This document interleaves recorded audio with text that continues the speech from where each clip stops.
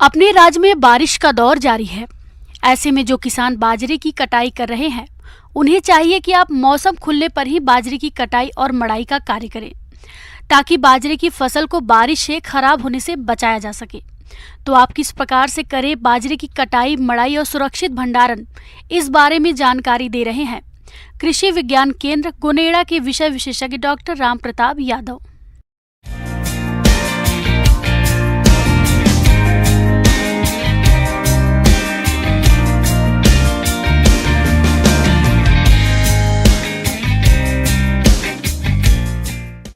किसान भाइयों, जैसा कि अब बाजरे की फसल के जो है कटाई के लिए किसान भाई ध्यान रखें कि अगर हमारे मौसम थोड़ा बारिश वाला लग रहा है तो पहले हम सिट्टे तोड़ लें, उसके बाद जो है कड़प की कटाई करें।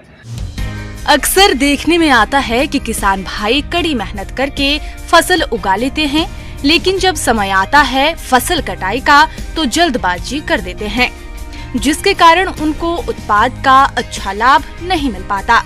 यदि किसान थोड़ी सी जागरूकता लाएं और फसल की परिपक्वता की सही पहचान करके मौसम को देखते हुए फसल की कटाई करें तो लाभ अधिक होगा।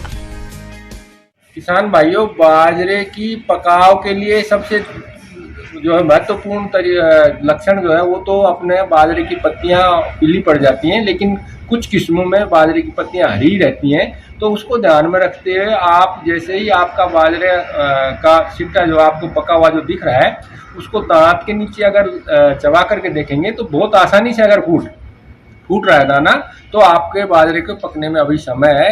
और अगर थोड़ा सा जोर लगाने के बाद, बिना किसी आवाज़ के भी जोर लगाने के बाद अगर दाना फूट रहा है, तो आप निश्चित रूप से मान लें कि आपकी फिजियोलॉजिकल जो है मैच्योरिटी आ चुकी है। अब आप उसकी कटाई कर सकते हैं। लेकिन फिर भी ध्यान रहे कि अगर बारिश का मौसम बन रहा है, मौसम का पूर्वानुमान आने वाले 2-4 दिन में बता रहा है, तो उस समय आप उस बाजरे को 2-3 दिन के बाद ही कटाई करें, अन्यथा हमें जो है फफूंद से नुकसान हो सकता है बाजरे की खेती में। किसान भाई इस समय मौसम के जो है ब्रॉडकास्टिंग है उसको ध्यान में रखते जो भी ऑपरेशन है वो जरूर करें, क्योंकि मौसम हमें बता देता है कि 3 दिन बाद, 2 दिन बाद, 1 दिन बाद बारिश आ रही है। तो उस समय हम हमारी फसल को हार्वेस्ट करने की बजाय 2 दिन और खड़ा रख लें।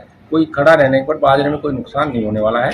इस तरह से आप बाजरे की फसल के कटाई करके और भंडारण करेंगे तो किसान भाइयों को जो हमारी पैदावार मिलने के बाद जो नुकसान होता है उस नुकसान से बचा सकता है। अन्यथा हमारा जो है सिट्टा बारिश से खराब हो सकता है। और अगर मौसम खुला है तो जैसे ही आपको लगे कि अपने जो है दाने के अंदर 20 से 25% मॉइस्चर है, उस समय जो है पीला पड़ने पर बाजरे की कटाई करके जुताई करें और उसको सुखा करके कम से कम 10-12 दिन धूप में सुखा करके फिर थ्रेसिंग करें। बाजरे की कटाई मौसम खुलने पर करें, इसके बाद धूप में अच्छी तरह सुखाएं, इसके बाद थ्रेशिंग करें। थ्रेशिंग के समय ध्यान रखें कि दाने कटे फटे टूटे नहीं। थ्रेशर की रफ्तार जरूरत के अनुसार रखें और सावधानी पूर्वक थ्रेशिंग करें। थ्रेशिंग समान रूप से करें। थ्रेशिंग से निकलने वाले दाने को सुरक्षित स्थान पर रखें। इसके बाद इसे हल्की धूप में सुखाएं और सूखे हुए दाने का ग्रेडिंग करें।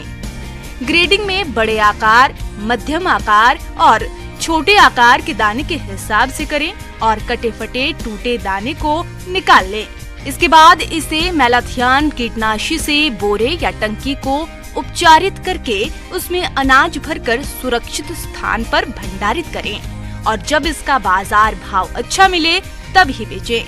ऐसा करके किसान अच्छे उत्पाद का अच्छा मूल्य लेकर अच्छी आमदनी कमा सकते हैं।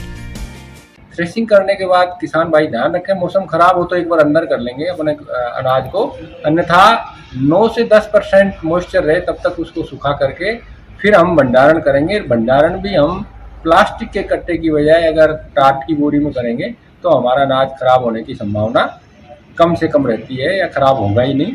अगर नमी की मात्रा ज़्यादा रहती है तो हमारा अनाज खराब होने की संभावना बन जाती है। थ्रेसिंग करने के बाद जो है उसको जूट की बोरी में डालें ताकि आपकी मॉइस्चर से खराब नहीं हो। इस तरह से आप बाजरे की फसल के कटाई करके और भंडारण करेंगे तो किसान भाइयों को जो हमारी पैदावार मिलने के बाद जो नुकसान होता है उस नुकसान से बचा सकता है।